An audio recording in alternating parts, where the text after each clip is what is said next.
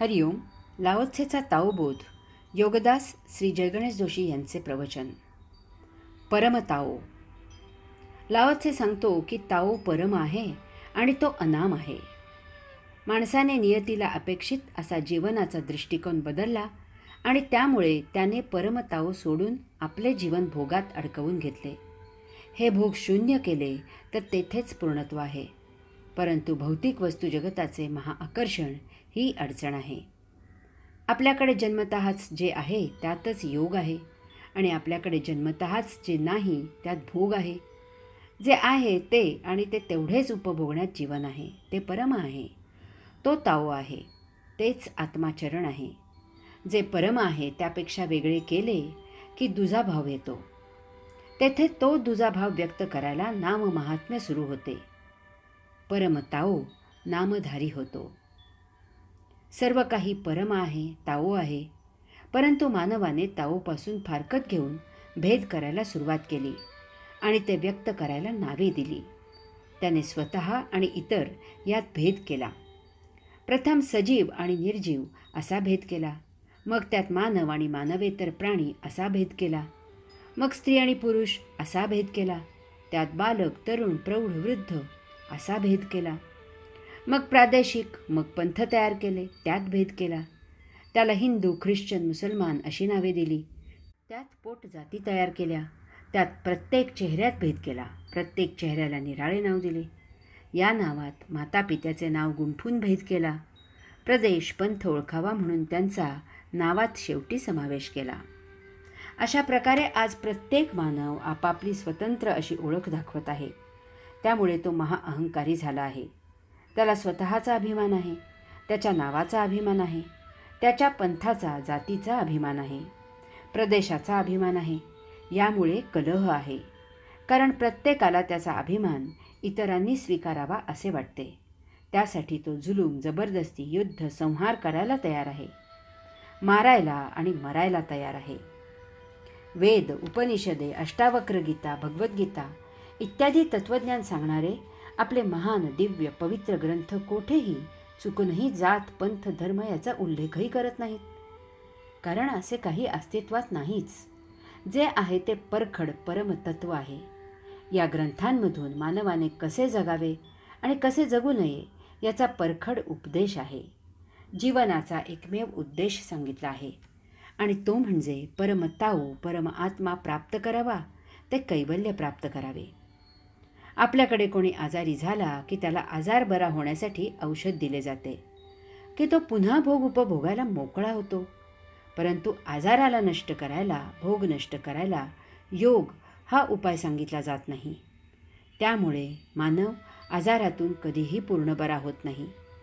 कारण तो स्वतः जन्मजात मुळातच आजारी नसतो. केवळ त्याने अज्ञानाने पांघरलेले भोगाचे पांघरूण असते. निरोगासाठी ते तेवढे दूर करणे आवश्यक असते. अनाम ताओ. लाओत्से सांगतो की ताओ परम आहे आणि तो अनाम आहे.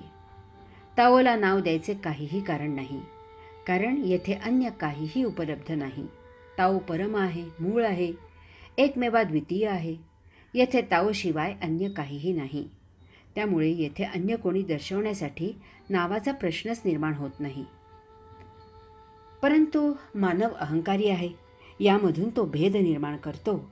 निसर्गात कोणी कोणाला नावे दिलेली नाहीत. कारण तेथे अहंकार नाही. तेथे सर्व काही अनाम ताओ आहे. सिंह, वाघ, हत्ती ही नावे मानवाने दिलेली आहेत. कित्येक हत्ती आहेत. परंतु त्यातील प्रत्येक हत्तीने नाव धारण केलेले नाही. करोडो मुंग्या आहेत. त्यांना निरनिराळी नावे दिलेली नाहीत.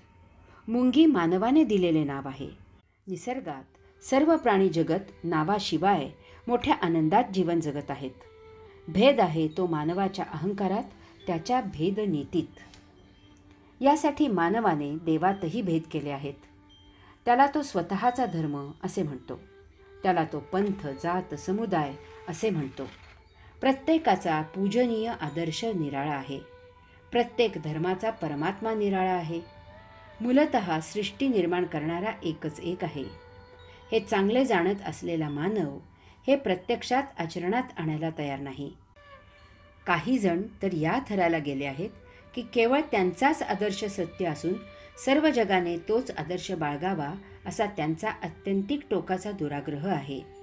त्यासाठी ते असे न मानणाऱ्यांजवळ धर्मयुद्ध असे गोंडस नाव देऊन ते करून त्यांना मारायला आणि वेळ आल्यास स्वतः मरायलाही तयार आहेत.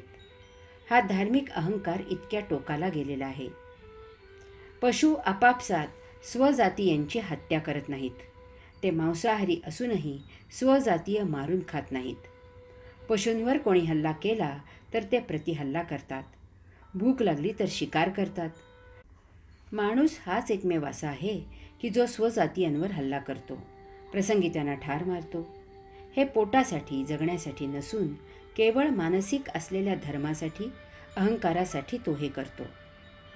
स्वतःला विश्वातील सर्वात बुद्धिमान, सर्वात ज्ञानी, सर्वात शक्तिमान, सर्वात पुढारलेला, सर्वात प्रगत असे समजणारा हा मानव सर्वात महाक्रूर आणि महानिर्बुद्ध आहे.